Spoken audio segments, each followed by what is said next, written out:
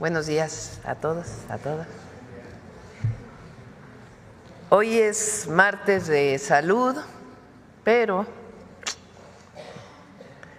voy a iniciar la conferencia leyendo un comunicado por el tema del día de ayer, de los aranceles que impone el gobierno de los Estados Unidos a México y a Canadá y a China también. El día de ayer, el gobierno de los Estados Unidos, después de 30 días de pausa, decidió unilateralmente imponer 25% de aranceles a las exportaciones de México, a pesar del tratado comercial firmado por el propio presidente Trump en su primer mandato, y de que en este periodo de tiempo, en estos 30 días, se desarrollaron acciones contundentes contra la delincuencia organizada y el tráfico de fentanilo, así como reuniones bilaterales de seguridad y comercio que llegaron a acuerdos sustantivos de cooperación entre ambos países. Por la noche del 3 de marzo, ayer en la noche, la Casa Blanca publicó un comunicado ofensivo, difamatorio y sin sustento sobre el gobierno de México que negamos rotundamente y condenamos categóricamente. Desde que dio inicio el gobierno que represento, el 1 de octubre de 2024, hemos trabajado y dado resultados en materia de seguridad. Por ejemplo, en el caso de tráfico de fentanilo, las propias cifras de la Oficina de Aduanas y Protección Fronteriza de ese país, CBP por sus siglas en inglés, muestran que las incautaciones de fentanilo en Estados Unidos provenientes de México se redujeron en 50% de octubre de 2024 a enero de 2025. Otros resultados en estos 5 meses de gobierno son los siguientes: aseguramiento de 6,998 armas de fuego, 75% de las cuales provienen de los Estados Unidos, y de 121.4 toneladas de drogas, incluyendo 1,260 kilogramos y 1,332,126 pastillas de fentanilo. Se han desmantelado 329 laboratorios clandestinos para la elaboración de metanfetaminas. He incautado la cifra histórica de 26.4 toneladas de cocaína en operaciones marítimas. Se detuvieron 13,858 personas por delitos de alto impacto y recientemente fueron trasladados 29 personas privadas de su libertad acusadas de graves delitos relacionados con violencia y narcotráfico a Estados Unidos para beneficio de la seguridad de ambos países. Esto ha permitido una reducción de homicidios dolosos del 15% en nuestro país entre octubre de 2024 y febrero de 2025. Por ello somos enfáticos: no hay motivo, razón ni justificación que soporte esta decisión que afectará a nuestros pueblos y naciones. Lo hemos dicho de diferentes formas: cooperación y coordinación, sí; subordinación, intervencionismo, no. A México se le respeta, somos naciones iguales. Por razones humanitarias, colaboramos para evitar el tráfico de drogas ilegales hacia Estados Unidos. Pero como lo hemos manifestado en múltiples ocasiones, el gobierno de ese país debe hacerse cargo también de la crisis de consumo de opioides que ha causado tantas muertes en Estados Unidos. Es un problema de salud pública profunda que deben atender. Asimismo, deben actuar contra los grupos delictivos que internan de manera ilegal a través de sus puertos y aeropuertos los precursores de fentanilo, así como a la delincuencia que produce, distribuye y vende ilegalmente el fentanilo y otras drogas en su territorio, envenenando a sus habitantes. Datos de CBP de 2024, publicados por el Instituto Cato de Washington, revelan que 80% de los detenidos en los puertos de entrada de Estados Unidos por tráfico de fentanilo entre 2019 y 2024 fueron ciudadanos estadounidenses. Incluso la Comisión de Sentencias de los Estados Unidos informa que el 81.9% de los procesados por tráfico de drogas son de nacionalidad estadounidense. Por otro lado, el 8 de enero del presente, el Departamento de Justicia de los Estados Unidos reconoció el grave problema del tráfico de armas de Estados Unidos a México. 74% de las armas de alto poder incautadas en México provienen ilegalmente de los Estados Unidos. Es tiempo de que asumamos cada país nuestro compromiso. En Estados Unidos, la crisis de consumo de opioides que se ha desatado inició con la aprobación irresponsable de fármacos por parte de la FDA. Un juicio contra una farmacéutica en su propio país demostró que la aprobación del primer fármaco con opioides que se vendió y promovió masivamente se basó en información alterada para la aprobación de la propia FDA. La coordinación entre ambas naciones es necesaria para atender el fenómeno de la violencia y el tráfico de drogas, pero siempre basada en el respeto. Quiero dejar claro el día de hoy que nosotros siempre buscaremos una solución negociada, como lo hemos propuesto, en el marco del respeto a nuestras soberanías. Pero la decisión unilateral que tome Estados Unidos afecta a las empresas nacionales y extranjeras que operan en nuestro país y afecta a nuestros pueblos. Por ello, hemos decidido responder con medidas arancelarias y no arancelarias que anunciaré en plaza pública el próximo domingo. No es de ninguna manera o el propósito iniciar una confrontación económica o comercial que desafortunada y lamentablemente es lo opuesto a lo que deberíamos de estar haciendo, es decir, integrar más nuestras economías para fortalecer nuestra región ante el avance económico y comercial de otras regiones. Pero es inconcebible que no se piense en el daño que se va a causar tanto a ciudadanos y empresas de los Estados Unidos por el incremento en los precios de los artículos que se producen en nuestro país, como también el daño que se va a provocar por detener la creación de empleos en ambos países. Nadie gana con esta decisión, por el contrario, afecta a los pueblos que representamos.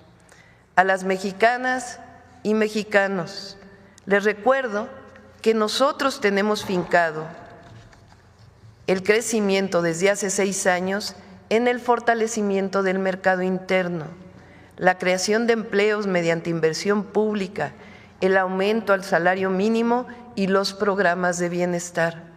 Además, recientemente presentamos el Plan México para fortalecer la inversión para el mercado interno. Fuimos capaces, en los tiempos lamentables de tristeza y de desolación ocasionados por la pandemia, de levantarnos cuando se cayó la economía como nunca había sucedido en la historia moderna del país. En 2 años nos levantamos, tenemos una economía fuerte y sobre todo un pueblo empoderado, consciente que se ha convertido en la principal fuerza política y motor del desarrollo de nuestro país. Vamos a seguir buscando el diálogo para encontrar una alternativa con argumentos y racionalidad. Hago un llamado al pueblo de México, a todas y a todos, a enfrentar juntos este desafío, a mantenernos con unidad. Reitero, es tiempo de la defensa de México y su soberanía. Debemos estar atentos y tener tranquilidad, cabeza fría. Es muy fuerte y poderoso nuestro pueblo y nuestra bendita nación. Convoco a las y los mexicanos a una asamblea informativa en el Zócalo de la Ciudad de México el próximo domingo a las 12 del día para compartirles las acciones que emprenderemos y entre todos afrontar juntos este desafío. Orgullosamente somos un país libre, independiente y soberano y estoy segura que juntas y juntos saldremos adelante. Muchas gracias. Adelante, David.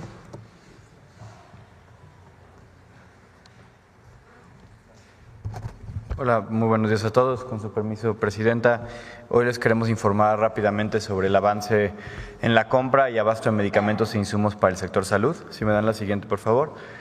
Afortunadamente, ya este 1 de marzo, como marcaban los contratos de la compra consolidada que ejecutamos desde el inicio de la administración, comenzaron las órdenes masivas de suministro de insumos para la salud. En particular, en el IMSS se pidieron 117 millones de piezas de 1.016 insumos, en el IMSS Bienestar 97 millones de piezas de 1.247 tipos de insumos, en el ISSSTE 38 millones de piezas de 786 insumos. Si me dan la siguiente, por favor. Para los Institutos Nacionales de Salud, 7.3 millones de piezas de 1.569 tipos de insumos, en Pemex 624,000 piezas de 98 insumos y en la Secretaría de Marina para el Servicio de Salud 1.6 millones de piezas de 442 tipos de insumos. Esto significa que de acuerdo a los términos de los contratos, estas piezas deben entregarse antes del 15 de marzo en almacenes estatales y hospitales. Siguiente. La ruta crítica para el abasto es la siguiente. Desde el 21 de febrero comenzamos las órdenes de suministro. Toda esta semana continuaremos pidiendo más piezas de los contratos ya adjudicados, tanto de fuente única y patente como de genéricos, con el objetivo de que empiecen a llegar desde ya esta semana, aunque, como hemos referido en ocasiones anteriores, el volumen más importante, prácticamente la mayoría, va a estar llegando a partir del 15 de marzo.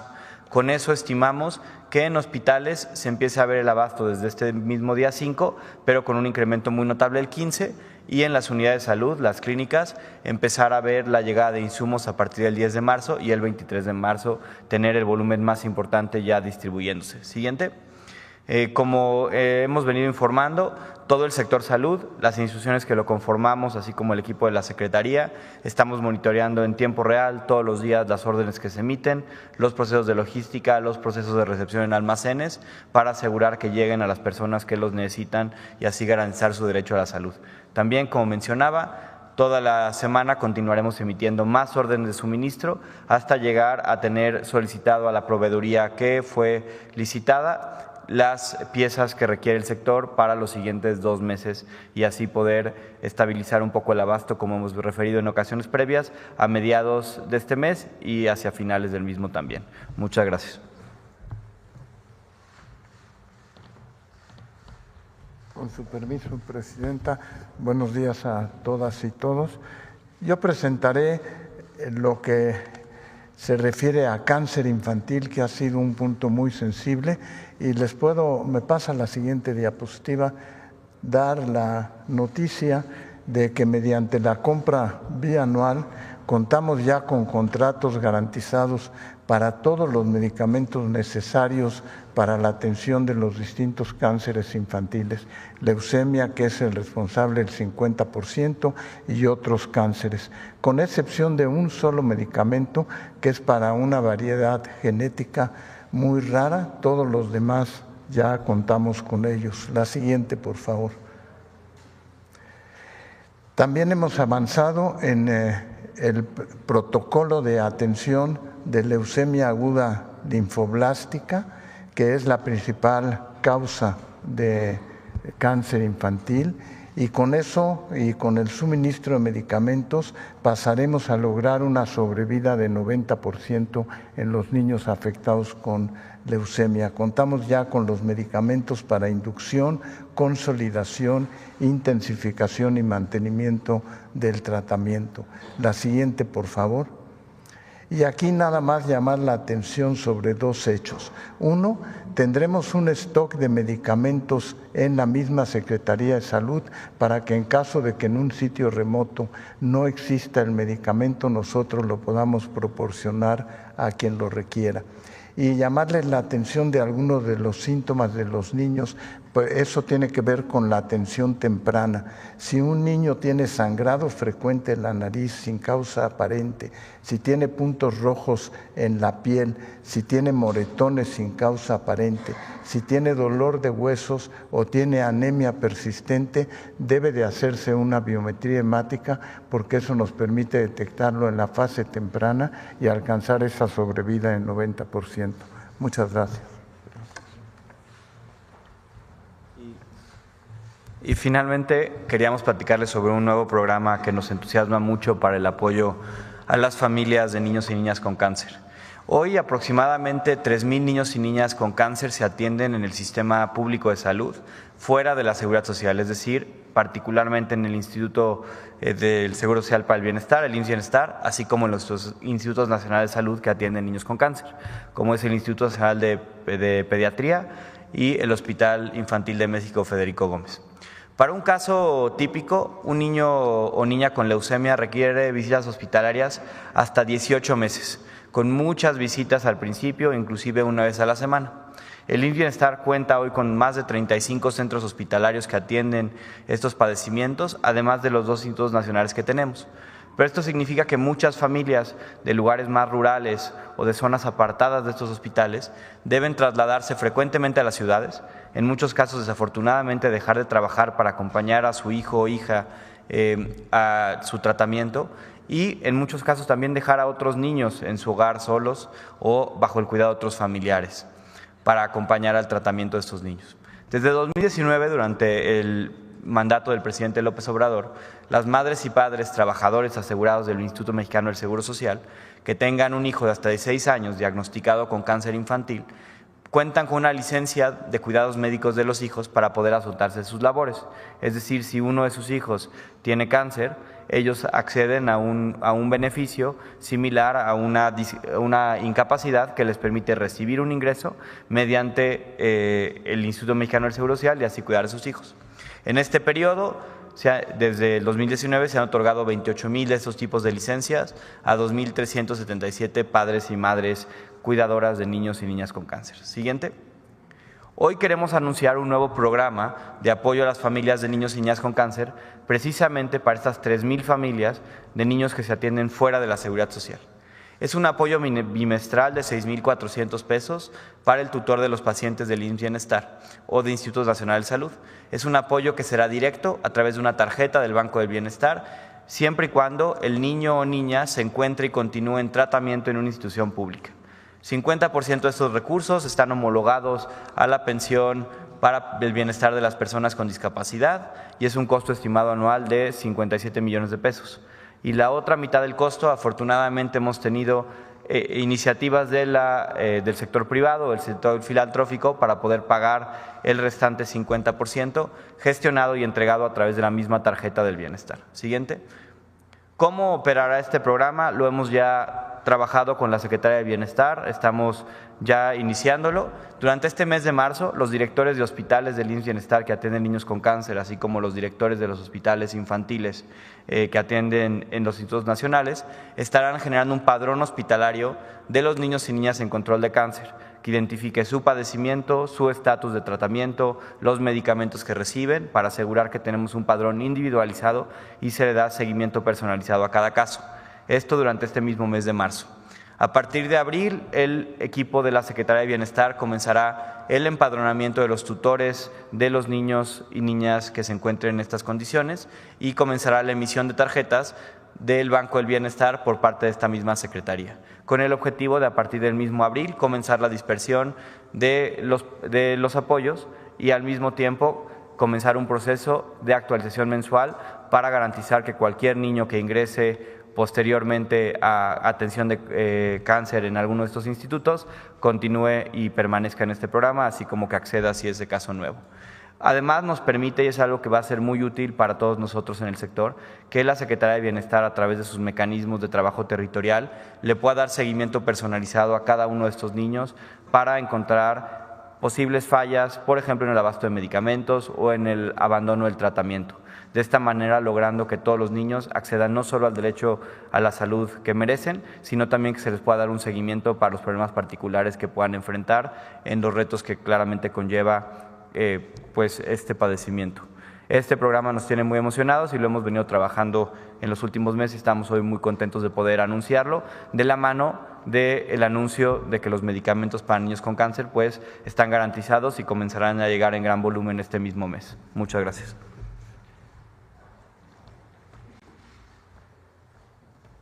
Muchas gracias. Con su permiso, Presidenta, muy buenos días a todas y a todos. Uno de los temas que nos ha encargado la Presidenta Claudia Sheinbaum en el crecimiento de la atención en el Seguro Social es la contratación de médicas y médicos especialistas. Esto lo informamos el 18 de febrero aquí mismo en la conferencia mañanera y se planteó que abríamos en ese momento la convocatoria y hoy traemos los resultados. Es un proceso que todavía está en marcha, pero hay avances importantes. Si nos pasan la siguiente. A la fecha se inscribieron en la plataforma del IMSS un total de 10,225 médicas y médicos especialistas. Médicas y médicos que están terminando o ya concluyeron su especialidad, ya salieron de la residencia y están listos para contratarse. De ellos, 7,000, casi 7,000 son de alguna residencia del IMSS. El resto son quienes se han inscrito en la convocatoria nuestra y vienen de otras instituciones. La siguiente, por favor. A la fecha han asistido al draft, a este proceso de reclutamiento allá en Churubusco, en el centro de convenciones del sindicato, un total de 3,277 médicas y médicos, de los cuales ya contratamos a 3,244, es decir, casi el 99% de los que han acudido han salido de ese lugar, además en un proceso mucho más ágil, con menos tiempos de espera para ellas y a ellos, van, acuden, se informan ahí de cuáles son las vacantes que se están ofreciendo por especialidad, por hospital, por estado obviamente, por turno y han salido de ahí ya 3,244 personas ya contratadas. En la siguiente vemos cómo se han distribuido por estado. Los 15 estados con mayor número de contrataciones son la Ciudad de México con 386, Jalisco con 373, Sonora con 210, Chihuahua con 196 y aquí algo muy importante, muchos de ellos están siendo contratados o han optado por tomar una plaza en los hospitales nuevos como el de Ciudad Juárez, que ya se concluyó y que ya está en operaciones y que estas vacantes en algunos turnos hacían todavía falta. También en el Estado de México 192, Guanajuato 187 y una cosa muy importante, si lo podemos ver en la siguiente, bueno, 54% de las contrataciones han sido mujeres, también porque las becas desde hace 5 años se han distribuido mucho mejor, la mitad de las personas que se están formando en el IMSS son médicas especialistas. Y la última, algo muy importante que es se está contratando las especialidades que necesita la propia institución. Lo hemos comentado aquí, muchos años se abrían pocas becas, pero de las pocas becas se hacían hacia especialidades que requerían más las instituciones privadas que el propio IMSS. Ahora las especialidades que se han contratado hasta el momento son primordialmente medicina familiar, urgencias, anestesiología, ginecología, imagenología y cirugía general, que representa el 57.8%. Este proceso continúa de aquí hasta el 7 de marzo con los egresados de residencias del IMSS. Después, del 10 al 13 de marzo, la próxima semana, continuamos con los externos y concluimos el 13 de marzo y esperamos poder traer aquí los resultados finales. Este era solamente el primer corte y el avance. Gracias, presidente.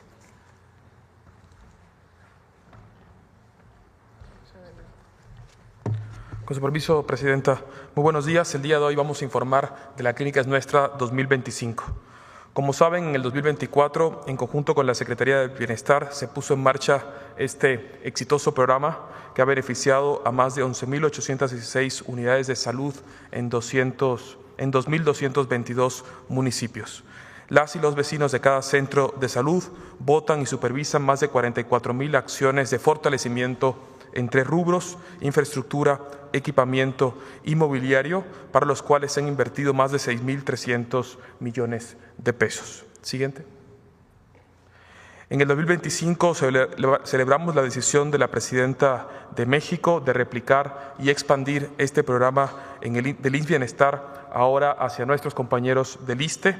En abril comenzaremos el proceso para que a través de asambleas comunitarias organizadas se puedan constituir 8.222 comités de salud para el bienestar en todas las clínicas de nuestra institución, y vamos a transferir ese recurso que ven ustedes ahí por cada una de las complejidades propias de cada clínica.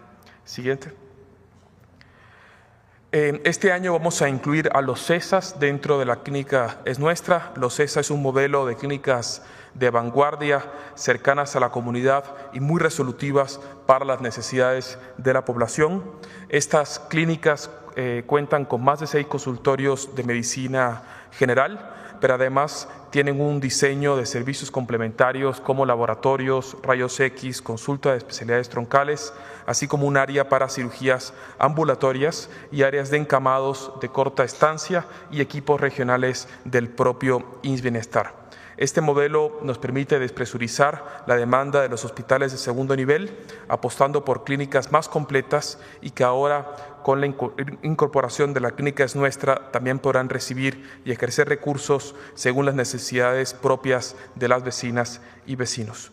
Durante las próximas semanas informaremos sobre las fechas y ubicaciones exactas de las asambleas, por lo cual invitamos a cada vecina y vecino cercano a un centro de salud del bienestar a incorporarse a este ejercicio. Muchas gracias.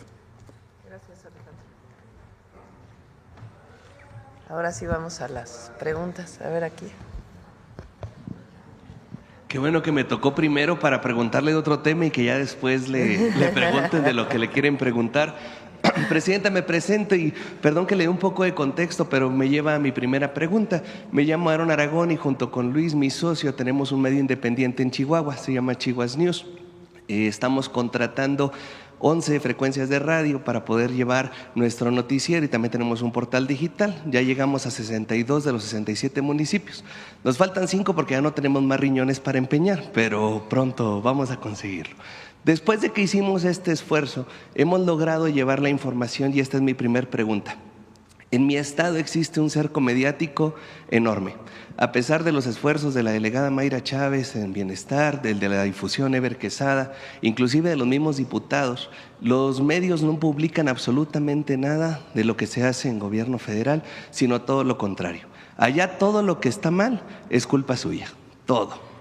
Y nosotros nos hemos dado cuenta que incluso en el Congreso ya está pasando lo mismo. A pesar de que el viernes le dieron para atrás en el Congreso del Estado a la lista de los magistrados y que en tribuna la diputada Brenda Ríos señaló fuertemente lo que pasó, el diputado Cuauhtémoc Estrada les dijo lo que les tenía que decir y la diputada Jael Argüelles les dijo vendepatrias, en realidad en los medios publicaron todo lo contrario. Con el apoyo de 22 diputados se aprobó por mayoría la votación de la lista de candidatos. En otro medio, esta lista de aspirantes a jueces y juezas está aprobada por el Congreso y así nos vamos. Me gustaría preguntarle y aprovechar que en este espacio se va a escuchar su respuesta como tal. ¿Qué opina de esta situación en nuestro estado? Pues qué bueno que existen medios independientes como ustedes. Decirle al pueblo de Chihuahua que escuche la mañanera del pueblo, que nos sintonice a las 7:30. Ya no se dice sintonice, ¿verdad? Que ponga las redes sociales o el canal de televisión pública para ver y escuchar la mañanera. Todavía, en efecto, hay quien cree que evitando que haya información que sea balanceada, va a tener legitimidad. Pero no, eso ya quedó en el pasado. La verdad, la elección pasada fue para nuestro movimiento muy buena en Chihuahua. Entonces, al pueblo de Chihuahua decir que vea, escuche medios independientes y que siempre tenga toda la información. Gracias, presidente. En otra pregunta, el día de ayer y el sábado fue el tercer informe de la gobernadora. Ella comentó que tienen una gran relación con usted, que el problema de la relación con el sexenio pasado fue por terceras personas que metieron, pues ahora sí que grilla. Eso es lo que comentó la gobernadora. ¿Qué opinión tiene usted respecto a esto y cómo es su relación con la gobernadora? Nosotros nos corresponde, independientemente del origen político de las y los gobernadores, trabajar conjuntamente y establecer relaciones de respeto. Cuando no hay relación de respeto, entonces se deja de atender como se debe atender a la gente. Ella gobierna Chihuahua y nosotros también gobernamos Chihuahua desde el gobierno federal. Entonces tenemos que coordinarnos. Es como ahora en Guanajuato. Hay un problema de inseguridad que todos conocemos en Guanajuato. Entonces, si hay buena voluntad de la gobernadora para coordinarse con el gobierno federal para atender este problema, pues vamos a colaborar. Distinto es cuando hay un gobernador o gobernadora que lo que quiere es permanentemente atacar políticamente y no poner por encima de todo a la población, a la gente. Entonces, hasta ahora en Chihuahua pues se ha trabajado conjuntamente y lo que esperamos pues es una relación de respeto y ya la gente toma sus decisiones cuando hay elecciones. Hablando de esa colaboración, hemos visto que en Ciudad Juárez pasa algo como lo que usted está comentando. Queríamos preguntarle sobre cómo van con los terrenos para las casas de cuidado, perdón, los centros de cuidado infantil. Bien, va muy bien, ¿verdad? ¿Quieres informar? Sí, muchas gracias, presidenta. Efectivamente, el nuevo modelo de centros de educación y cuidado infantil, los CECIS, que es la evolución de las guarderías, la presidenta Claudia Sheinbaum determinó que fuera ya en Chihuahua y en particular en Ciudad Juárez, con un énfasis a las hijas e hijos de madres trabajadoras de la maquila, uno de los quizá segmentos más lastimados durante la época neoliberal, con salarios precarios, centros de trabajo que representaban ciertos riesgos y que ahora pues han decidido colaborar. Ahora, de los 12 centros de educación y cuidado infantil, 5 son con terrenos que nos donó la presidencia municipal. Lo recibimos el 28 de enero en donación y estamos en el proceso de escrituración justo trabajando con la presidencia municipal. Son 5, 4 de ellos para centros de cuidado infantil de 250 lugares, uno que es un terreno un poco más pequeño, pero muy bien ubicados todos, ese es para 110 lugares, porque están cerca de los lugares donde viven las madres que trabajan en maquiladoras. Además, algo que nos pidió la presidenta y que trabajamos muy bien con el presidente municipal fue que se están construyendo 2 más por parte del DIF o con recursos del DIF federal y que iban a ser operados por el DIF municipal y que ahora se ha determinado que pasen a operación por parte del IMSS. El resto son los que estamos trabajando con la industria maquiladora para el modelo de CECI de prestación por empresa. Los primeros que comentaba son de prestación directa por el IMSS, ya no más subrogaciones, desorden generalizado que llevó a casos como el de la guardería ABC. Ahora son de prestación directa por el propio Seguro Social con sus propios trabajadores y trabajadoras. Muchas gracias. Presidenta, como le comentaba en el informe, la gobernadora agradeció bastante el apoyo federal y también en las declaraciones el presidente de Ciudad Juárez agradeció mucho lo que está pasando con esto. Preguntarle, porque mucha gente nos escribió en las redes sociales, ¿por qué escogió Ciudad Juárez para iniciar con esto? Pues hay una deuda histórica con las mujeres de Juárez. La violencia contra la mujer se hizo patente durante una época muy difícil para las mujeres de Ciudad Juárez. La mayoría de ellas mujeres trabajadoras de la maquila, incluso muchas de ellas que no habían nacido en Chihuahua y que decidieron irse para allá porque había empleo. Entonces, una deuda histórica. Y además en campaña o previo a la campaña, creo que en el periodo de la encuesta, cuando fui a Ciudad Juárez, tuve una reunión con mujeres de la maquila y al preguntarles pues qué es lo que ellas necesitaban, hablaron de guarderías, de centros de cuidado infantil que les permita dejar a sus hijos y poder ir a trabajar en un lugar bien cuidado.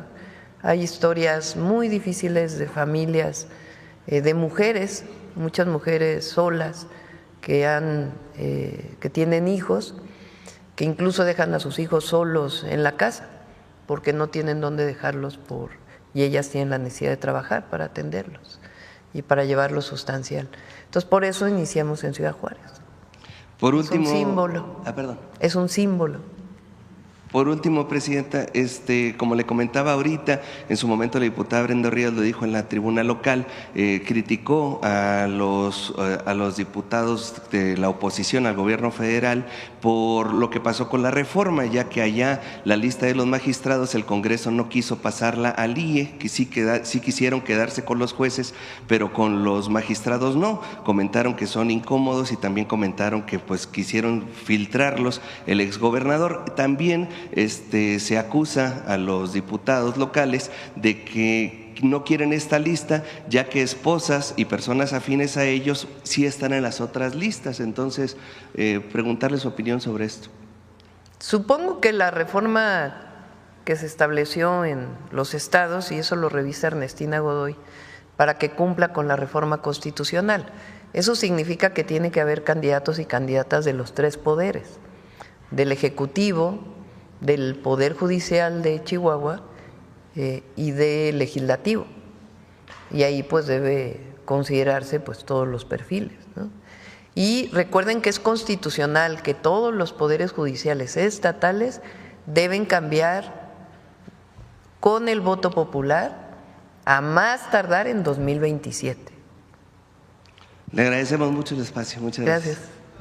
Ahora sí, a ver aquí. Muchas gracias, Presidenta. Amir Ibrahim del Quintana Roo MX. Acaba de convocar al Zócalo a los mexicanos y mexicanas este próximo domingo. ¿Cuál sería la convocatoria a los paisanos que viven en Estados Unidos? Ellos quieren ayudar, señora Presidenta, siempre en los comentarios de los programas que hacemos, participan mucho y han estado preguntando cómo ayudamos, cómo pueden participar los paisanos. Presidenta. Pues por lo pronto pienso que pueden enviar cartas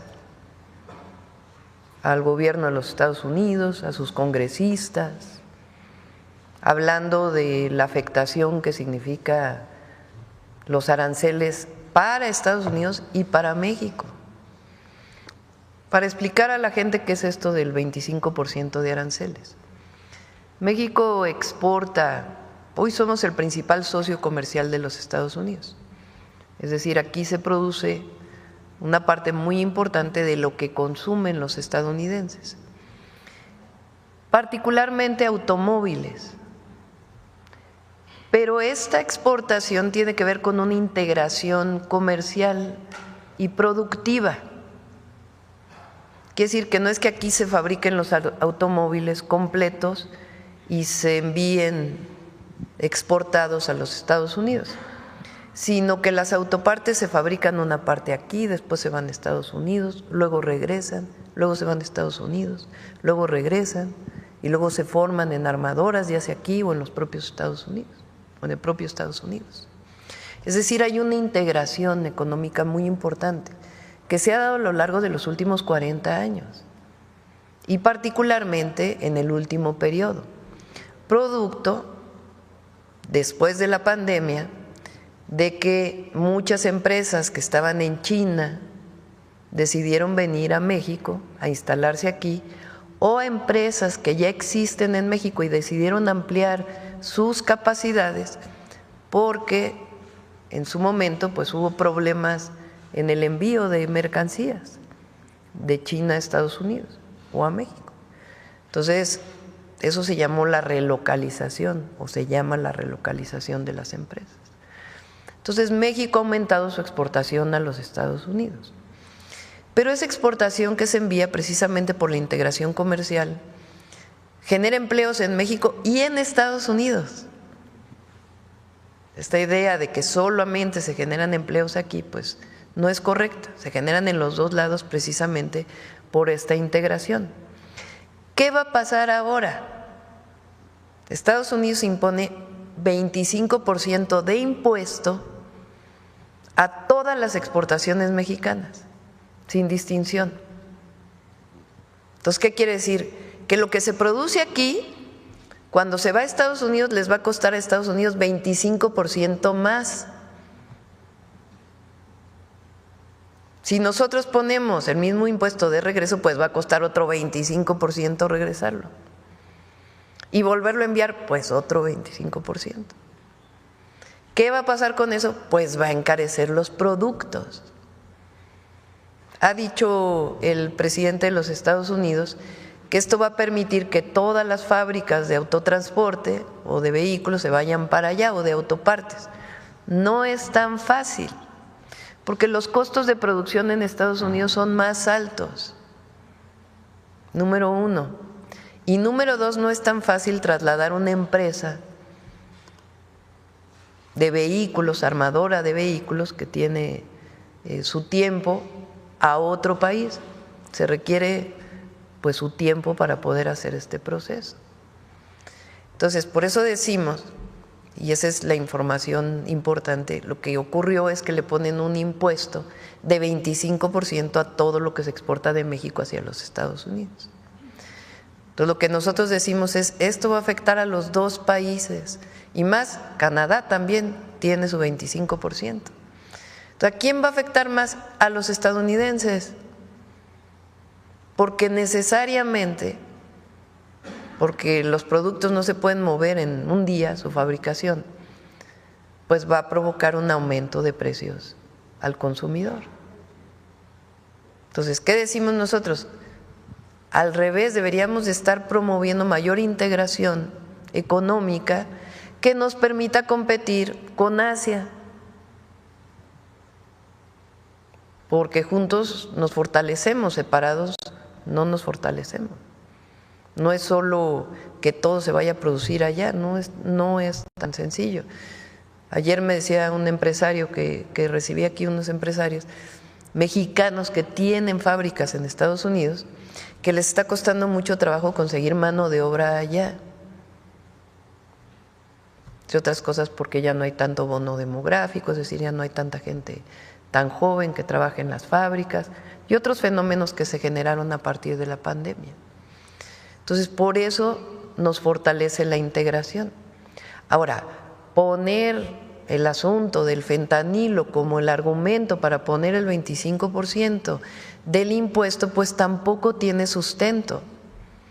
Primero, por los resultados que hemos dado, que estamos trabajando para evitar que el fentanilo cruce hacia los Estados Unidos, también para beneficio, para ayudar a Estados Unidos y para beneficio de nuestro país, porque nosotros queremos bajarle a la violencia. Pero hay que tomar en cuenta que el consumo de fentanilo en los Estados Unidos, pues no solamente viene de México, como se ha querido promover. También los precursores de fentanilo entran por los puertos de Estados Unidos.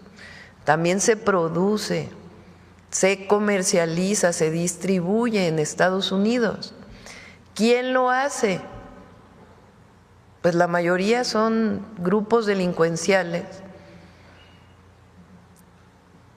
formados por, entre otros, por estadounidenses. Por eso los datos que pongo aquí. Fíjense esto es a ver si puedes ponerlo de este instituto. Es muy interesante, muy, muy interesante.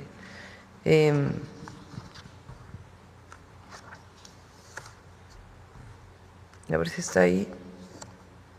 Dice, datos de CBP. CBP es como aduanas y asuntos fronterizos. Es la institución que se encarga de eso en los Estados Unidos.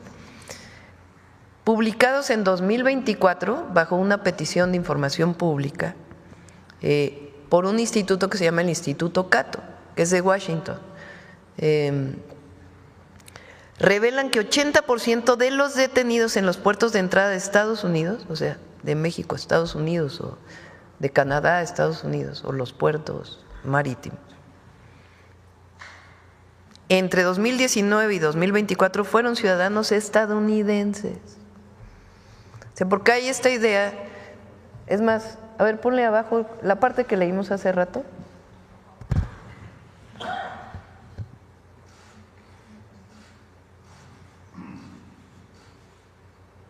Esta parte que dice que se piensa que es la migración.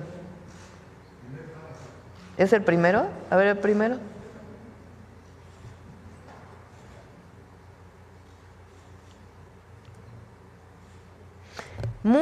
Fíjense esto. Apresten el micrófono para.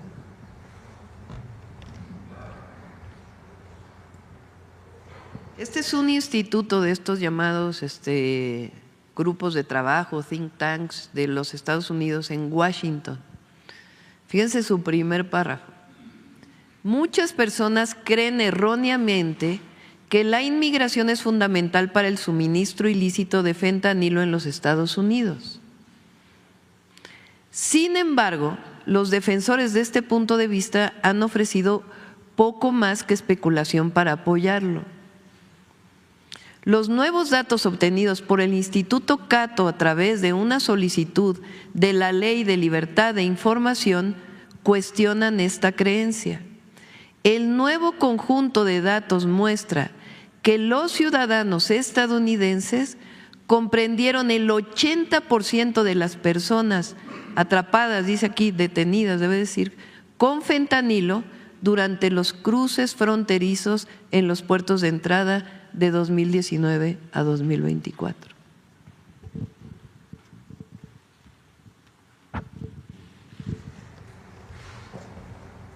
Es un delito llevar droga de un país a otro, ilícita.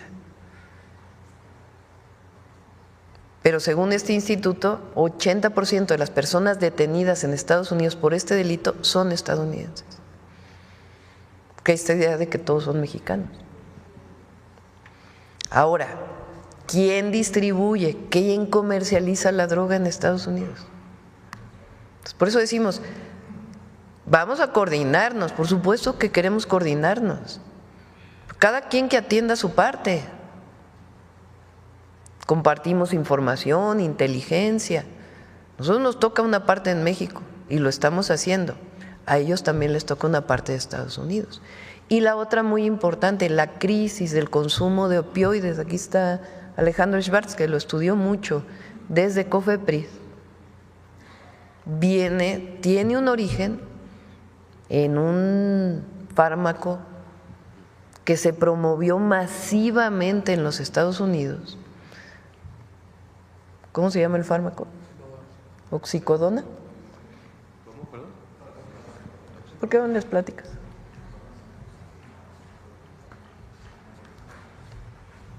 Efectivamente, como señala la presidenta, hay un fármaco que es un opiáceo de consumo oral que se llama oxicodona, Oxycontin. La FDA lo autorizó para que se pueda vender sujeto a una receta, pero por consumo oral, y esto es uno de los elementos descrito ampliamente en la literatura como el origen causal de la crisis de los opiáceos en Estados Unidos. O sea, ese medicamento contenía fentanilo y lo vendían en farmacias como si nada. Es un opioide, es un opioide. Necesariamente fentanilo. Sí, es un opioide sintético, pero lo importante es que es de consumo oral.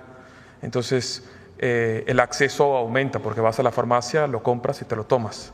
Y fue autorizado por la FDA y está también documentado que esa autorización fue plagada de conflictos de interés.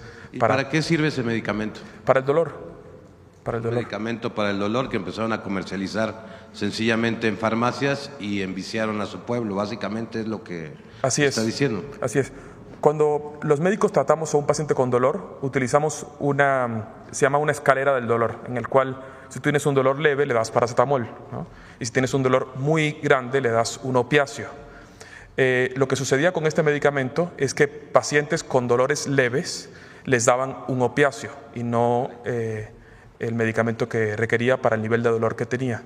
Esto hace una dependencia a este medicamento que cuando ya no lo requieres, pues lo tienes que seguir consumiendo.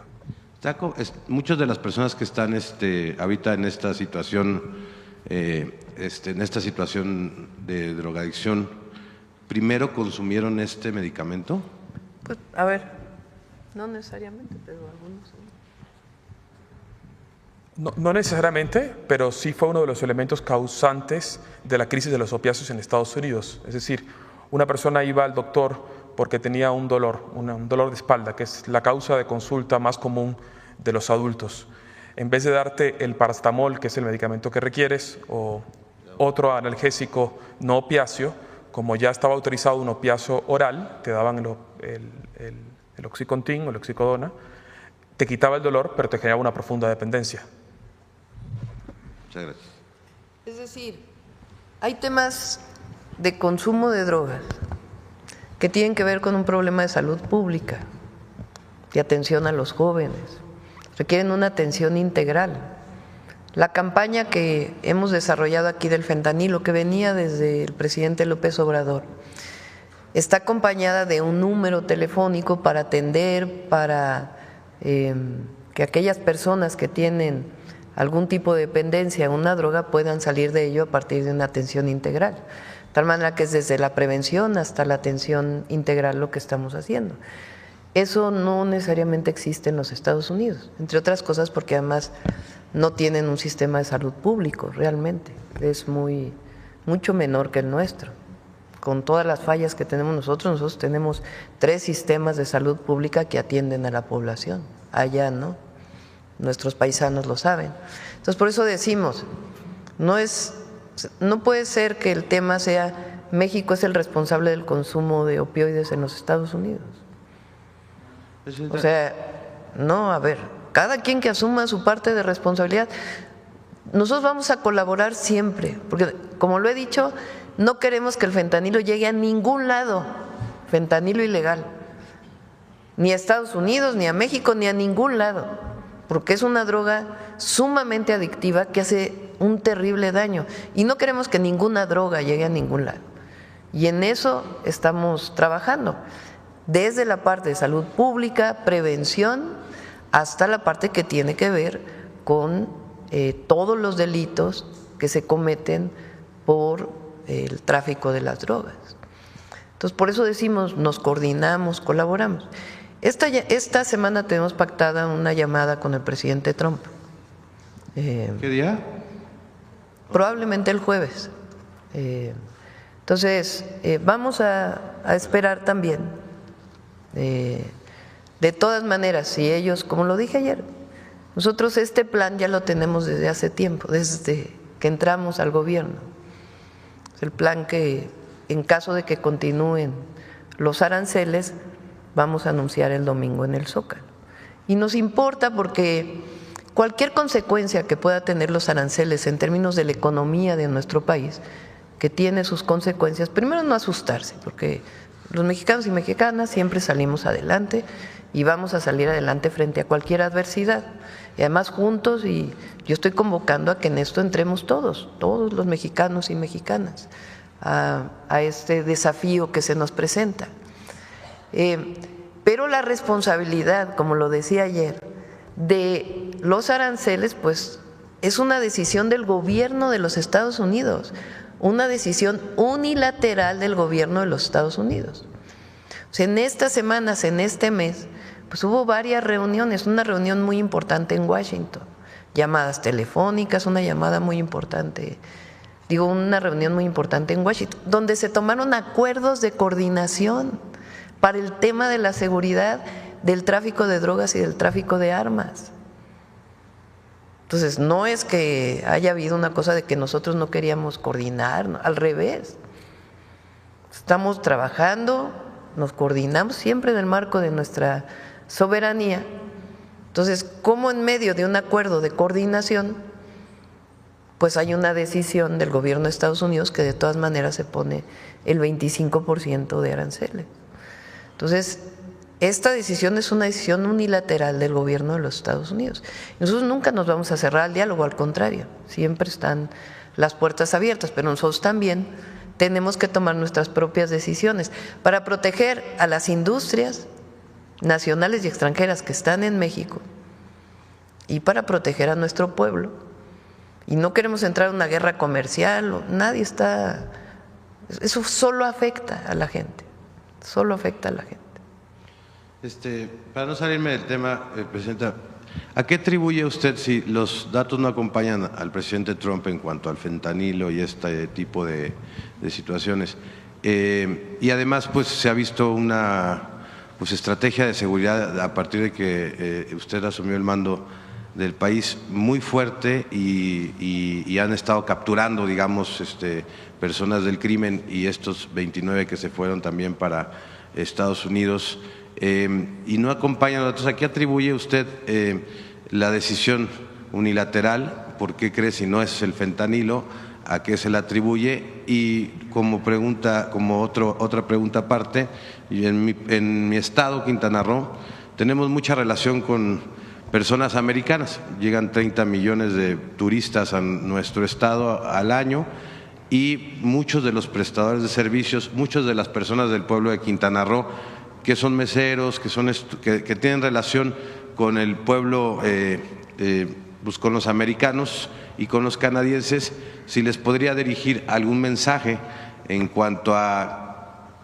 pues cómo tratarlos, cómo atenderlos, y cómo sería como el mensaje de solidaridad con ellos, porque no creo que todo el pueblo americano esté a favor de estas medidas contra el pueblo de México. Al contrario, somos un pueblo, y en Quintana Roo yo lo veo todo el tiempo, que somos un pueblo amigo, que nos llevamos muy bien con ellos, o sea, todo el tiempo estamos en constante buena convivencia, ¿no? ¿Y cuál sería como el mensaje al pueblo de Quintana Roo, que atiende a muchos americanos, y a qué atribuye usted el tema de Trump? Gracias, presidente. Pues siempre hay que hacer nuestro trabajo con respeto a todas las nacionalidades. No es un tema del pueblo de Estados Unidos. Por ahí hay una encuesta, a ver si la encuentran, no sé dónde la vi, no sé si es de Reuters, que dice que un porcentaje muy alto de estadounidenses están en contra de ponerle aranceles a México. A ver si la encuentran. Sí, es de Reuters, ¿no? A ver si la encuentran para poderla poner. Y han salido también, bueno, de ayer a hoy, fíjense, luego se notó en la bolsa de los Estados Unidos el impacto del anuncio. O sea, no es solamente un asunto del impacto que puede tener en México, sino el impacto que tiene en los Estados Unidos. Tan es así que en pocas horas hay una cantidad de instituciones, de cámaras de comercio, de gobernadores, de legisladores en Estados Unidos, de presidentes municipales, de condados, que dicen, esto nos va a hacer mucho daño a nosotros. O sea, muchos estadounidenses, empresarios estadounidenses que dicen, no tiene sentido poner el 25% de arancel a las exportaciones de México a Estados Unidos. Entonces, no, en eso hay que ser. Y la otra es, el presidente Trump ayer dijo que me respetaba, lo dijo así, y además se ha referido a mí de diversas maneras y se lo agradezco, la verdad. Y yo también lo respeto. El asunto es que encontremos la forma de colaborar, de coordinarnos, sin subordinación de nadie, para beneficio de nuestros pueblos. Entonces siempre vamos a poner eso por encima de todo. No ayuda esto ni a ellos ni a nosotros. Se hicieron muchas propuestas sobre la mesa en temas comerciales. Repito, se llegaron a acuerdos muy importantes en la reunión sobre seguridad. Entonces, es mucho mejor irse por ese camino de la coordinación a este camino de imponer unilateralmente aranceles, pues que nosotros también vamos a tener que responder. Pero eso no ayuda a nadie. En caso de que la llamada del jueves llegue a un acuerdo de suspender los aranceles y esto, la convocatoria del domingo se cancelaría. Vamos a ver cómo está. Yo creo que de todas maneras hay que reunirnos, hay que dar información. Entonces, es muy va a la importante. asamblea. Nosotros venimos de ahí, de la plaza pública. Venimos de informar a la gente desde abajo. Entonces, la mañanera del pueblo ayuda mucho, pero nosotros también tenemos que informarle a la gente pues de esta situación, porque el gobierno, los gobiernos estatales, porque estamos invitando a los 32 gobernadores, 31 gobernadores y a la jefa de gobierno a este proceso, a enfrentar esto en unidad, porque este es un asunto más allá de un partido político. Es un asunto que va contra el país. Entonces, no tenemos todavía exactamente la hora, pero ya les estaremos informando y esperemos pues que sí se dé la llamada, porque siempre el diálogo ayuda, siempre. Y más el diálogo bilateral pues de dos presidentes de países vecinos. Muchas gracias, presidente. Sí, aquí.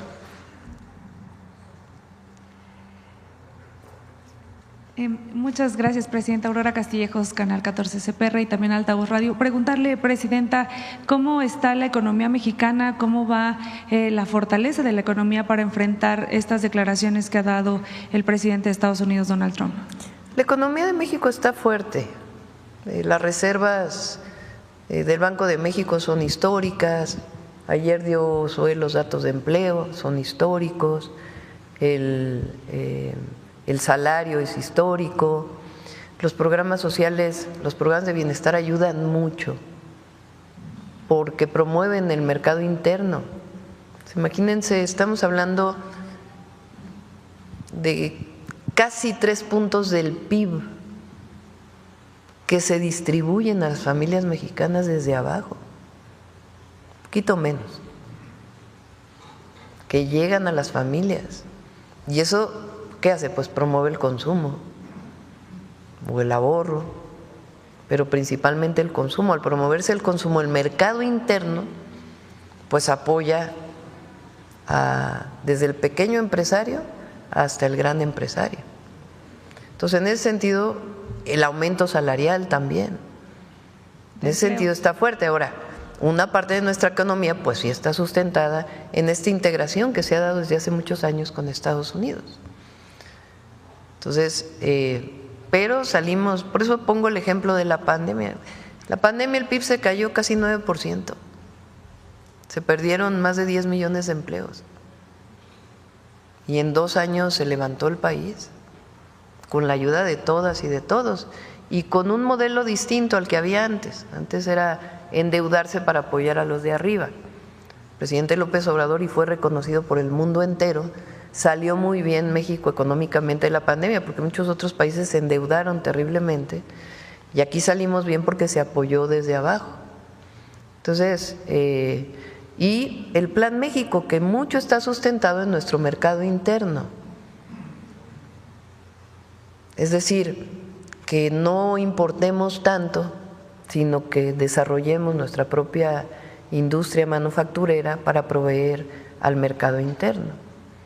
Entonces, el Plan México sigue en una o en otra circunstancia, porque necesitamos el apoyo de todos para que no se pierdan empleos y que se siga desarrollando. Y la industria automotriz, fíjense, la industria automotriz estadounidense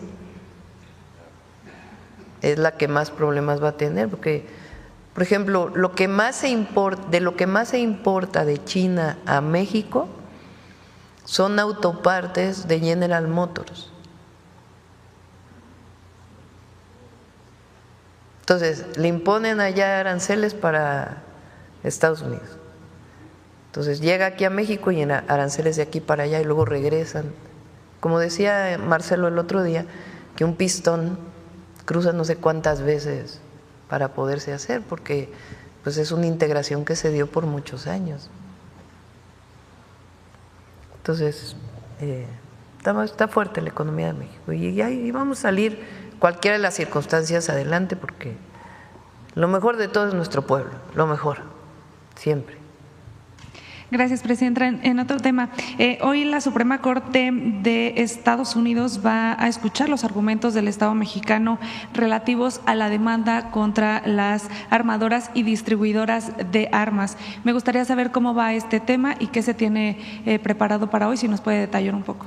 Sí, si gustan que la Cancillería, que es quien está llevando el caso, les informe, pero siguen estas demandas, tanto a manufactura como a distribución. Sería un precedente histórico para México y también para Estados Unidos. Es que ya ellos tienen la prueba más contundente. El propio Departamento de Justicia lo reconoció. A ver, pon el publicado del Departamento. ¿Qué era? Perdón, ya me…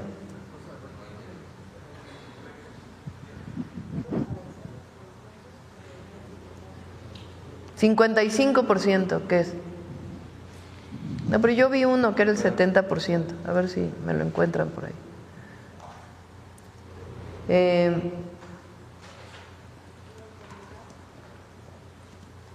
55% en contra, ¿no? Bueno, en esta ya es 55% en contra y hay otra que vi que 70% está en contra, en este caso es 55%. Ponlo del Departamento, a ver si lo tienen, de Justicia de Estados Unidos del 8 de enero. El 8 de enero, apenas el 8 de enero, el Departamento de Justicia de los Estados Unidos reconoció que el 74% de las armas incautadas en México provienen ilegalmente de los Estados Unidos. La Fiscalía, aquí lo informó el fiscal, tiene también carpetas relacionadas con eso, con cada arma. Entonces, eso es una prueba muy, muy contundente. A ver si me encuentran el pedacito donde dice que el 74%.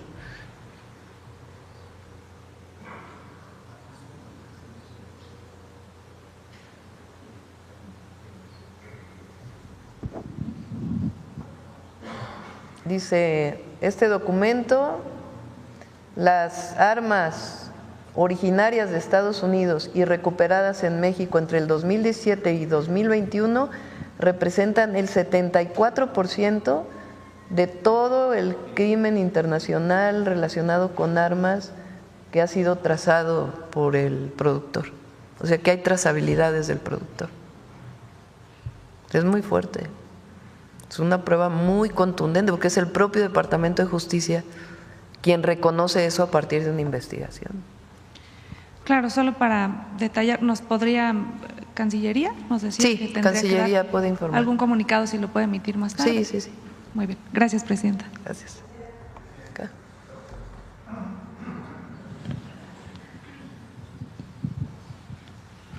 Hola, Presidenta, ¿cómo está? Buenos días. Buenos días. Luis Ángel Marín, de Radio Resultados. Pues primero preguntarle el tema de salud. Según las estadísticas, los infartos son una de las causas más comunes de muerte en México. Muchas veces ocurren en lugares públicos estos infartos y no hay tiempo de que pues la persona llegue a algún hospital. No sé qué tan viable sea que, como parte de protocolos de protección civil en lugares públicos como restaurantes, cines, sea requisito obligatorio instalar desfibriladores y capacitar al personal para atender a personas en caso de que pudiera darse este tipo de incidentes. Bueno, hay dos tipos de estrategia. Una que ya está implementada es el código infarto, que permite que cuando una persona sufre un dolor que sospecha que es un infarto, pueda acudir a cualquier sitio para ser atendido. Hay en este momento salas de hemodinamia donde te pueden poner un anticoagulante, trombolisis y además convertir para que entre en ritmo cardíaco. Sí estamos estudiando la posibilidad de que no en cada restaurante ni en cada sitio, pero sí en sitios públicos como son, por ejemplo, los aeropuertos, como son edificios en donde existe una gran concentración de gente, puedan existir aparatos para desfibrilar a una persona que sufre arritmia y que pueda ser trasladado con el código infarto para ser atendido. Existe ya el proyecto para eso y, como digo, el código infarto ha salvado muchas vidas ya en México. Pero en el caso de los lugares públicos, muchas veces por el tráfico, por la dificultad de accesos, ¿una reacción inmediata podría salvar vidas, doctor? Sí, sí puede salvar vidas, definitivamente.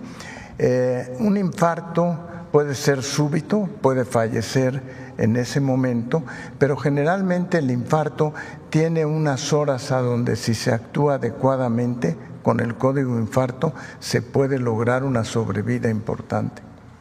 Muchas gracias, doctor. Y las salas de hemodinamia también, ¿no? Sí. No sé, eso es, o tú, David, no sé, ¿quieren comentar eso? Eso es importante.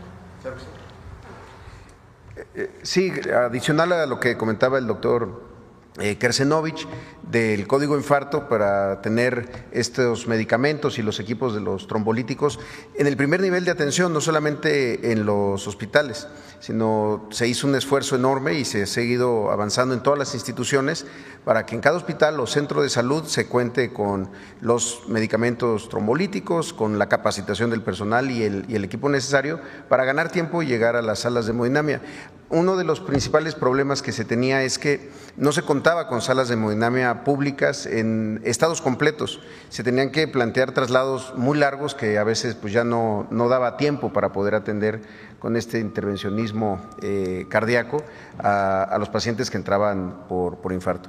Uno de los elementos que se ha trabajado más es la integración, es decir, las salas de hemodinamia, aunque estén en cualquier institución, en el IMSS, en el ISSSTE o en el IMSS Bienestar, atienden a las personas sin importar la derechohabiencia. Y estos códigos que al final de cuentas son como los centros reguladores de urgencias médicas, pero específicos sobre el tema de infarto.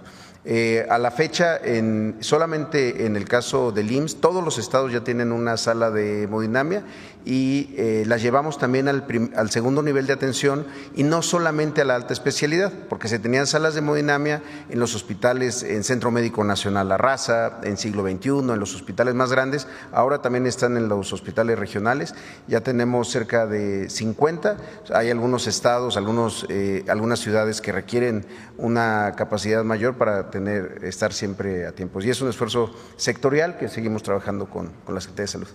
Aprovechando, director, y también presidenta, en Papantla, en Veracruz, en 2008 se puso la primera piedra de un hospital regional y han pasado pues todos esos años y se quedó ahí, al parecer estaba en una barranca. La administración del presidente López Obrador dijo que no era viable terminarlo porque estaba en una situación geológica mala. Pero no sé si con la llegada del nuevo gobierno de la gobernadora Nale y el tema de IMSS Bienestar en Veracruz se pueda retomar ese proyecto, porque es un hospital que pretendía ser un hospital muy grande, se invirtieron muchos millones de pesos y bueno, se quedó en obra negra y no se continuó y sigue sin haber hospital de ese tamaño en Papantla, que además iba a atender parte de la sierra, la costa y toda la parte de la zona del Totonacapan. Sí, uno de los elementos que se trabajaron fue esta revisión de cerca de 112 hospitales, también algunos centros de salud muy grandes, pero sobre todo los hospitales que se construyeron en los tiempos del Seguro Popular, en algunos casos en lugares inadecuados o que se quedaron sin financiamiento, incluso asociaciones público-privadas que se terminaron litigando. Y se hizo un rescate enorme de este tipo de hospitales abandonados. Ahí está el caso justamente de Ciudad Juárez, ahora que preguntaban, un hospital del Seguro Popular abandonado e inaugurado sin que estuviera en funcionamiento hace 10 años y que entró el Seguro Social para poderlo prácticamente construir de cero y echarlo en operación. Lo mismo en Ticul, que ahora estamos concluyendo ese hospital, un APP que había hecho el gobierno de entonces de Yucatán, que también quedó abandonado, y así hay otros en Jalisco, en Arandas, en fin. Ahora, el gobierno de Veracruz, el gobierno de Cuitláhuac García, hizo un esfuerzo muy grande por recuperar muchos hospitales que también estaban ahí problemados, abandonados, pero sí ha habido algunos casos, de Papantla, otro en Oaxaca, en Matías Romero, que incluso se construyeron en lugares que no eran aptos para la operación de un hospital, ya sea por temas de protección civil o que la propia construcción a la hora de poderla revisar tenía ese dictamen de protección civil. Habrá que revisar el de Papantla, allá hay un hospital del programa Coplamar, el antiguo el IMSS Bienestar Programa, que es operado por el IMSS. También se están rehabilitando muchos de estos hospitales, son hospitales que ya tienen más de 40 años, pero están muy bien construidos. Esa es una cosa como para analizarse. Muchos hospitales que llevan muchos años tenían métodos de construcción muy eficientes, que no tenían una vida útil, como ahora se piensa que los hospitales casi son desechables, y no debe de ser así, tienen que ser construcciones que duren durante mucho tiempo. Y en ese sentido, con la Secretaría de Salud, algo que nos pidió la presidenta es que hemos trabajado sectorialmente para que el crecimiento de cualquiera de las instituciones, por ejemplo en el caso del IMSS, no ocurra solamente en donde el IMSS tiene mucha derechohabiencia y mucha necesidad de crecer, sino donde se identifican desiertos de atención y todo el sector, es decir, toda la población requiere de una instalación de esta naturaleza, de un hospital. Y también algo que se está trabajando mucho es fortalecer el primer nivel de atención. En muchos casos escuchamos estas exigencias, generalmente son muy legítimas, de queremos un hospital, pero muchas veces no se cuenta ni siquiera con un centro de salud, con buenos equipos de diagnóstico, con consultorios de medicina familiar, y el enfoque preventivo que estamos trabajando con la Secretaría de Salud depende también muchas veces de eso. 80% de las enfermedades se pueden atender en el primer nivel de atención, pero desde luego que vamos a revisar el caso específico de esa instalación en Papantla. Muchas gracias, director. Presidenta, el día de ayer el Metro de la Ciudad de México tuvo un caos en las líneas 8 y 9. Recientemente la jefa de gobierno anunció 23,000 millones de presupuesto para el metro. También se ha anunciado por parte del gobierno federal y del gobierno capitalino pues la construcción de más obras para transporte público. ¿Qué recomendaría usted? Fue jefa de gobierno, ¿qué recomendaría para, antes de empezar a construir nuevos proyectos, poner al 100% de funcionamiento el metro? ¿Qué recomendaría, presidenta? Sí, a nosotros nos tocó la renovación completa, pues prácticamente una nueva línea, la línea 1 del metro. Todavía tiene varias estaciones que han tenido cierto retraso por la dificultad en la construcción y la operación, porque llevan sistemas completamente nuevos, totalmente automatizados. Lo hicimos porque la línea 1 del metro tenía más de 50 años y recuerden que la Ciudad de México pues tiene, por la sobreexplotación del acuífero, hundimientos en ciertas regiones. Entonces, tanto por esa razón como por el propio uso se fue desgastando y el objetivo fue la línea 1. Se hicieron además pues varios temas en la línea, no sé si es la 9 o la 7, que sale de Pantitlán, creo que es la 9, ¿no? Saliendo de Pantitlán había por lo mismo un desnivel muy grande en la salida. Ya no me tocó a mí inaugurarlo, lo inauguró Martí, pero se tomó la decisión de rehacer completamente un puente para evitar pues cualquier problema. Y también se hicieron renovaciones de trenes y un sistema completamente distinto de compra de equipo. El metro pues requiere su mantenimiento y sobre todo su rehabilitación, digamos, mayor en muchas de las líneas que ya tienen mucho tiempo. Por ejemplo, la línea 3 requiere nuevos trenes, la línea A, que es la que va por todo Zaragoza, requiere una renivelación. Si ustedes van por Avenida Zaragoza, por Calzada Zaragoza, tiene como vados que son producto justamente de estos desniveles por la sobreexplotación del acuífero y los hundimientos. Nosotros vamos a ayudar en la línea A. Se va a terminar la línea 12 del Poniente, que lleva muchísimos años sin poderse terminar, y el interurbano que llega hasta Observatorio. Pero Gracias, está haciendo presidente. muy buen trabajo, Clara, muy buen trabajo. La última pregunta, en el tema de aranceles, en el tema de Trump. Prácticamente Trump está instalado en una posición de ser villano del mundo. La forma en que trató a Zelensky fue lamentable. La forma que quiere convertir la Franja de Gaza en un centro turístico inmobiliario también es terrible después de todo lo que ha pasado con las matanzas de niños en Gaza, en Palestina. Y ahora pues los aranceles que desestabilizaron las bolsas. Estamos pegados a Estados Unidos, tenemos una dependencia comercial muy fuerte de nuestras exportaciones, casi el 80% son para ese país. Tomando en cuenta estas decisiones de Trump, que parecen ser así como de una película de Marvel, si como está pasando en Capitán América, que el presidente está manipulado. O sea, vi la película y dije, güey, qué cosa qué comparación tan fuerte. Y diría, Presidenta, ¿cómo evitar desconectar tanta dependencia comercial con Estados Unidos, buscar acuerdos comerciales? Europa está también muy molesta por esta situación. Muchos países, todo el mundo está prácticamente en contra de las decisiones de Trump. Presidenta, gracias. Sí. A nosotros nos corresponde respetar al presidente Trump. Finalmente es electo por su pueblo y nos toca respetarlo, aunque no estemos de acuerdo en muchas de las decisiones que toma, particularmente las que afectan a México. Pero buscamos siempre un diálogo, una coordinación, siempre. Independientemente de cualquier tema, nosotros tenemos que buscar la coordinación, además por la protección también en los mexicanos que están del otro lado de la frontera, que es muy importante para la propia economía de Estados Unidos, como lo hemos dicho muchas veces, y además saludamos a nuestros paisanos. De consolidarse este tema de los aranceles, hay que hacer una evaluación muy importante de la diversificación geográfica de la economía mexicana. Porque durante 40 años, esa es, digamos, la fortaleza de los tres países, Canadá, Estados Unidos y México. Tiene una fortaleza la región Norteamérica por su tratado, que nos ha permitido crear empleo en los tres países, mejorar el bienestar y competir de mejor manera con otras regiones.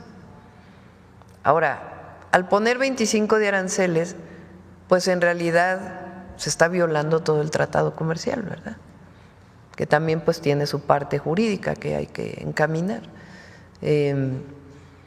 Entonces México, además del Plan México como estaba planteado, pues tenemos que estar pensando también en fortalecer la inversión en nuestro país, porque es eso principalmente.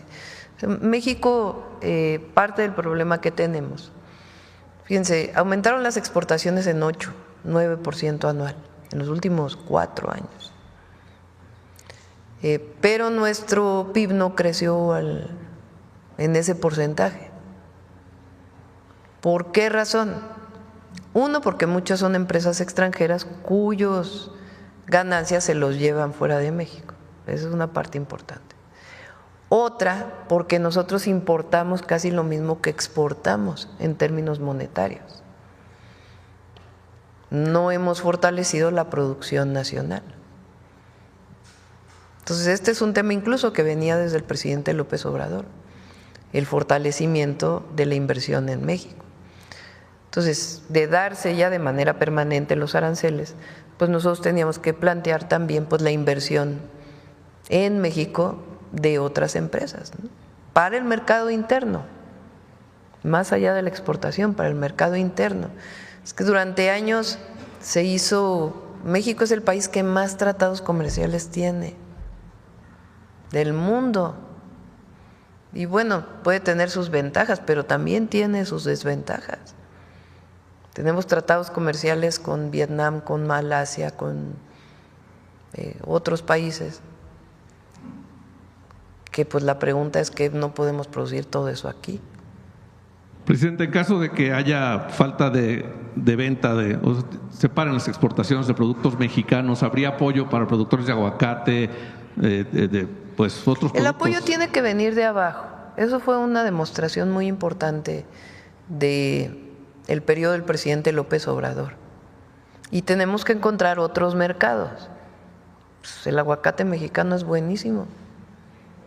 Entonces sí, el mercado estadounidense pues está muy cerca, va para allá, pero muchos otros lugares pueden querer el aguacate mexicano, no solamente. Y las otras exportaciones agrícolas que tenemos también pueden irse a otros lugares, ¿no? Y también podemos recibir importaciones de otros lugares en caso de que se suban aranceles de ciertos productos, ¿no? Muchas gracias, Presidenta. Sí. ¿Alguna estrategia con Canadá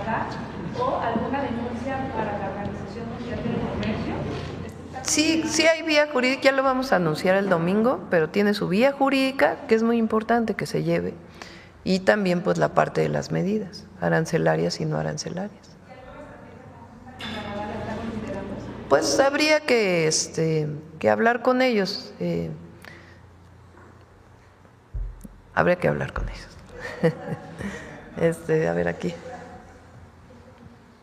Gracias, Presidenta. Nancy Rodríguez, de Oro Sólido y Empuje Migrante. Precisamente ayer la licenciada Tatiana Cloutier anuncia que regresa y precisamente al Instituto de Mexicanos en el Exterior. Y pues obviamente su papel va a ser muy importante, y sobre todo ahora pues revisando los consulados en Estados Unidos.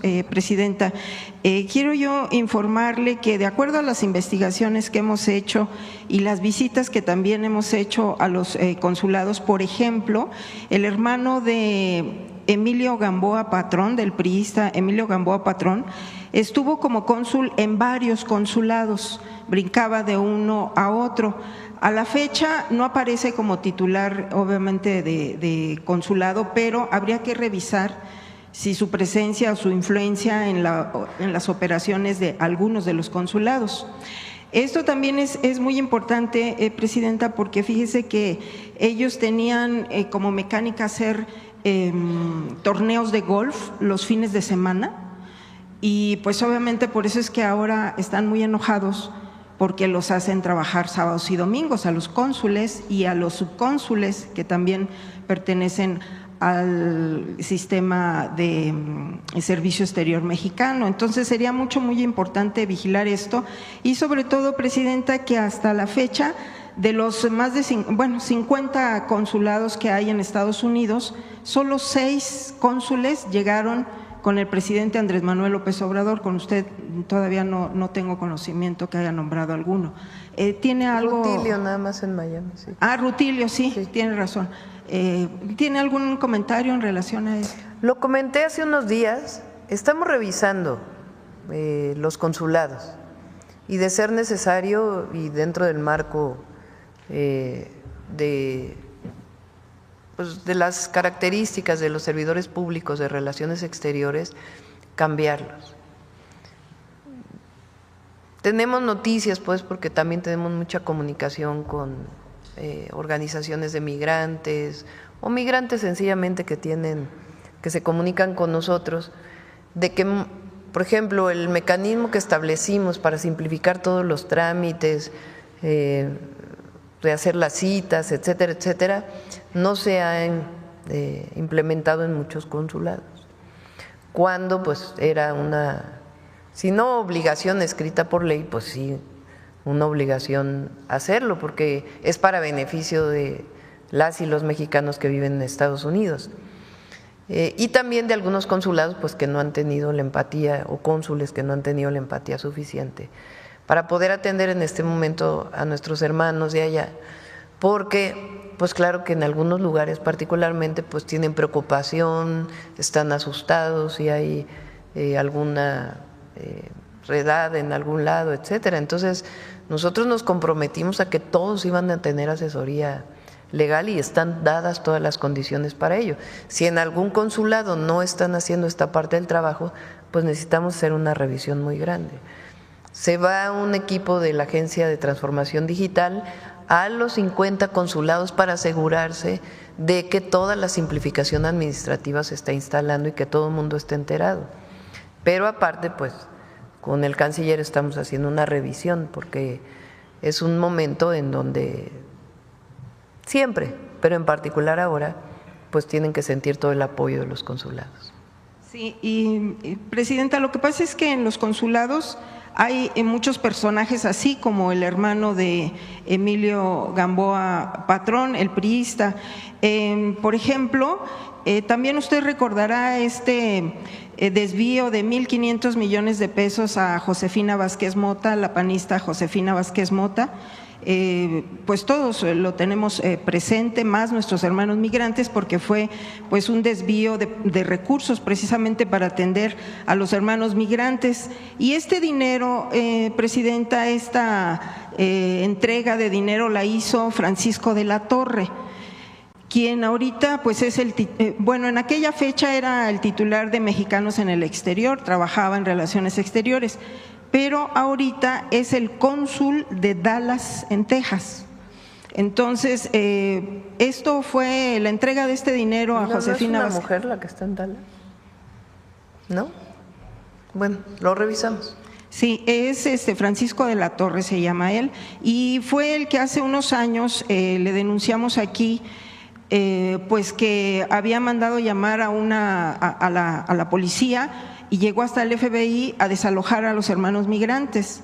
Y la subcónsul que estaba ahí con él, pues ahorita también ya le dieron otra como titular de consulado allá en Estados Unidos. Entonces, pues sí, por lo menos…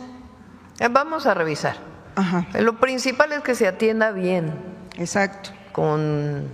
No solamente profesionalmente, sino con cariño, con amor a los y las mexicanas que viven allá. Entonces, eso es lo principal.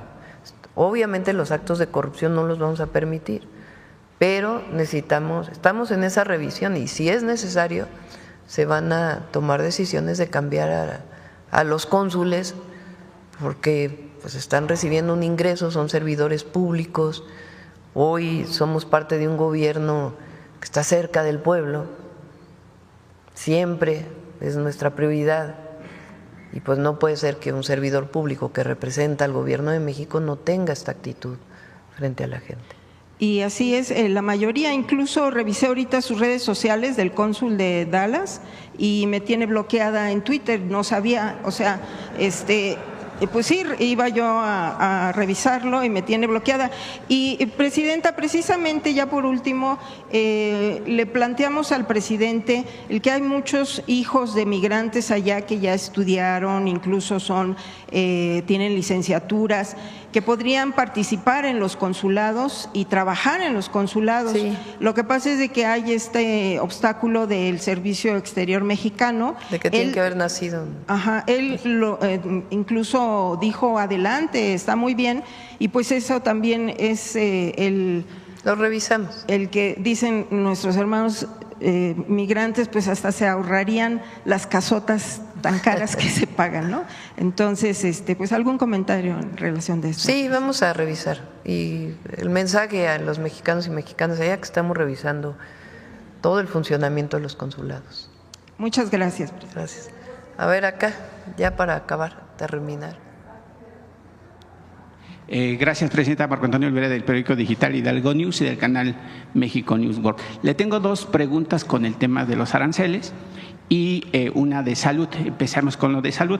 Si me lo permite, en el estado de Hidalgo se acaba de dar a conocer a través de la Auditoría Superior de la Federación que Omar Fayad, ahora embajador de México en Noruega y exgobernador del estado de Hidalgo, bueno, pues no entregó un hospital ubicado en San Agustín Tlaxiaca con un valor de 500 millones de pesos y hoy obviamente pues no se puede integrar al IMSS Bienestar. Ahorita que está aquí Zoe Robledo, quisiera saber si me permite que nos explique qué está pasando con ese hospital y ese desvío de dinero y que además, bueno, premiar a un corrupto como Omar Fayad con una embajada en Estados Unidos es terrible, Presidenta, porque en el hospital, por ejemplo, en el hospital de mi pueblo, que es de San Agustín, pues yo le puedo asegurar y le firmo un papel en blanco que usted no va a encontrar una jeringa ni un paracetamol.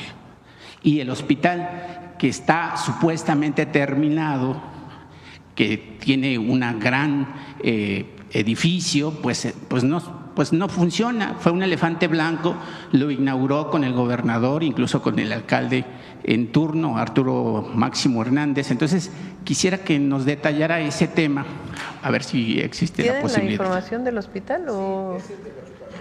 ¿Mandé? El de Pachuca. Es de Pachuca, pero le dicen Pachuca, pero está dentro del territorio de San Agustín de Tlaxiaca, el municipio, aledaño a la capital que es Pachuca. Sí, ahí ha habido dos momentos y aprovecho para comentarlos. Uno, durante mucho tiempo, y además la gente de Hidalgo lo sabe, se construyó un primer hospital, Seguro Popular, el que está ahí en la entrada de Pachuca, me estoy refiriendo a otro, que igual quedó abandonado. Tuvo que entrar el Seguro Social y es el que se concluyó y está en operaciones desde 2021, más o menos. Pero ese es el que era un hospital construido con Seguro Popular, abandonado, que después por pugnas políticas ahí se quedó sin destino y terminó el IMSS tomándolo y entró en operación. Incluso es de los que entró en operación para COVID en el área de urgencias. El otro hospital efectivamente nunca se pudo transferir, no se ha transferido pues al IMSS Bienestar, porque no se entregó, cuando entró el nuevo gobierno, el gobierno de Julio Menchaca, todavía no se firmaba incluso la federalización al IMSS Bienestar del estado de Hidalgo, pero encontraron problemas estructurales en ese hospital, incluso a las pocas semanas, me parece que es el mismo que a las pocas semanas de que se puso en operaciones en algunas áreas, tuvo algún problema de filtraciones o una inundación.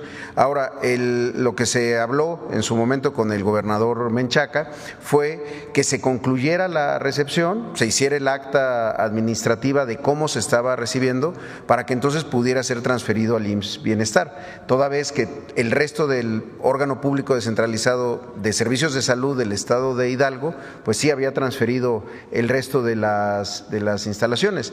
Es un tema más bien administrativo todavía de la Secretaría de Salud y de la Secretaría de Obras del gobierno de Hidalgo, y sí, pues nosotros creemos que es importante que se concluya ese trámite pues para que pueda ser transferido junto con el resto que ya se pasaron al IMSS Bienestar y pueda ser operado por el propio IMSS Bienestar. Pero ahí no nada más es la cuestión de una transferencia administrativa y usted lo sabe perfectamente, secretario. El hospital no está terminado, tiene goteras, no funciona y también hay un grave problema, presidenta, que yo ya se lo expuse la ocasión anterior y voy a seguir insistiendo. El tema del agua, porque no hay agua, entonces se la quieren llevar de San Agustín, Tlaxiaca, para supuestamente el hospital, que obviamente los pobladores no están en desacuerdo en otorgar agua, pero siempre y cuando pues se le deje un dividendos al municipio, que es de donde se extrae el agua, y sin embargo pues ahí no sé qué ha pasado con el tema del hospital, cuándo se va a hacer esa transacción, digamos, y cómo se va a arreglar o modificar esas irregularidades que pues digo, pues 500 millones de pesos para un hospital fantasma, pues… Sí, insisto, tendrá que terminar ese proceso el gobierno de Hidalgo, documentar absolutamente todo de cómo recibió ese inmueble y pues vamos a revisarlo para que pueda ser transferido al IMSS Bienestar. Okay. Gracias. Presidente, y con el tema de los aranceles, yo estoy seguro que los migrantes en Estados Unidos con los cuales tengo contacto por el canal, bueno, ahí hay unos estudiantes de hijos de migrantes en Estados Unidos de diversas universidades. En la administración pasada yo le decía al presidente Andrés Manuel López Obrador que una de las especulaciones por las cuales subían los alimentos cada que querían era porque los propios empresarios acaparaban y especulaban y subían los precios y después, bueno, se hizo ahí un tema de quién es quién en los precios. En ese sentido, presidenta, los estudiantes de diversas universidades en los Estados Unidos me dicen que le transfiriera por el mensaje de este tema es que ahora con el tema de los aranceles de Donald Trump se pudiera aplicar, a lo mejor le sirve la autosuficiencia alimentaria de México para México. 2, redireccionar la inversión para un proceso propio de industrialización del campo, la pesca, alimentos e infraestructura en agua, energía y transporte. Y 3, considerar un crecimiento de la demanda interna, de lo que usted siempre está hablando, por medio del aumento de salarios, no del 12%, sino del 20%, para obviamente seguir impulsando la economía de abajo, la de la que usted habla, de los pequeños y medianos empresarios, que al final del día, pues ellos son los beneficiados también de recibir, por supuesto, este apoyo financiero. Ya no es necesario darles una bolsa de 20 o 50 millones de dólares para que ellos trabajen y la gente de abajo pues siga teniendo nada. En ese sentido, Presidenta, no se trata de cerrar las barreras de la frontera de México, pero tampoco de mantener la economía mexicana condicionada al comercio exterior con los Estados Unidos. Y para sustituir un nuevo polo de desarrollo en el concepto de la multipolaridad que ya está en marcha. Medidas de emergencia inmediata con el tema de los aranceles. Implica que México debe contemplar la posibilidad de comercializar de manera internacional nuestro producto, lo que producimos aquí, por supuesto, a través de nuestra propia moneda u otros, y ya no dependiendo directamente del dólar, al margen del dólar. Y esa sería la segunda pregunta, Presidenta, o ese sería el mensaje. ¿Qué podría opinar al respecto? Sí, de mantenerse los aranceles, que repito, nosotros no vamos a cerrar la puerta del diálogo, porque es importante, fundamental.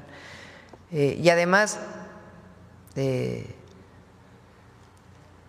la economía de México está muy integrada y nos fortalece el tratado. Es una estrategia diversificada lo que tenemos que hacer, y por eso el Plan México, que se sustenta mucho en fortalecer el mercado interno y la producción en nuestro país, y también exportaciones a otros lugares, no solamente a los Estados Unidos. Ahora hay industrias que están muy integradas, como la automotriz, por ejemplo, que esa es muy difícil que deje de estar tan integrada como está, incluso hasta con el 25% de aranceles. Precisamente por esto que menciono, no es tan fácil llevar una planta de México a los Estados Unidos, el incremento también de costos de producción que eso va a tener, más las inversiones que eso significa, qué trabajadores van a trabajar allá en los Estados Unidos, es decir, son varios factores. Entonces, de todas maneras va a seguir habiendo intercambio comercial, pero nosotros tenemos que reorientar pues también la visión a una mayor diversificación.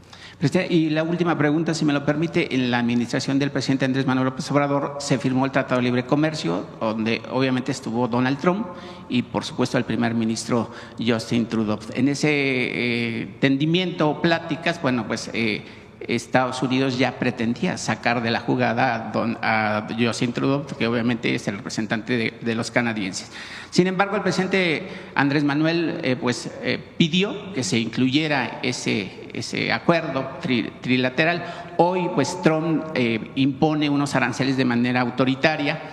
Yo no sé si el Tratado de Libre Comercio deja de funcionar como tal luego de esta imposición de aranceles, porque pues prácticamente pues dejó fuera de la jugada este acuerdo trilateral. Sí, pues en realidad es un hecho. Al poner 25% de aranceles, pues está totalmente fuera del tratado. Entonces, ¿queda fuera de la jugada este acuerdo trilateral comercial? De mantenerse así los aranceles, pues de todas maneras, Estados Unidos habla de seguir renegociando el tratado. Entonces, por eso tiene que haber diálogo. Entonces, en este caso, pues tiene que haber diálogo al más alto nivel, porque en este mes hubo diálogo también de alto nivel, porque el secretario de Estado de los Estados Unidos y el secretario de Relaciones Exteriores, la fiscal de Estados Unidos y el fiscal general de la República de México, pues son personas de muy alto nivel y se llegaron a acuerdos, pero pues ayer nos dan esta noticia, entonces pues tiene que hacer un acuerdo de presidentes, ¿no? Entonces, por eso digo que no hay que cerrar la puerta nunca del diálogo y estar manteniendo, pero nosotros también, en caso de que se mantengan estos aranceles, pues nosotros también vamos a tomar medidas que protejan a nuestra economía. Gracias, Presidenta. Buenos días. Bueno, cerramos, compañeros, compañeras, cerramos. Son 9:16, ya mañana es otro día. Mañana seguimos con la Mañanera del Pueblo. Muchas gracias a todas y a todos. Buenos días, buenos días, buenos días. Mañana, buenos días.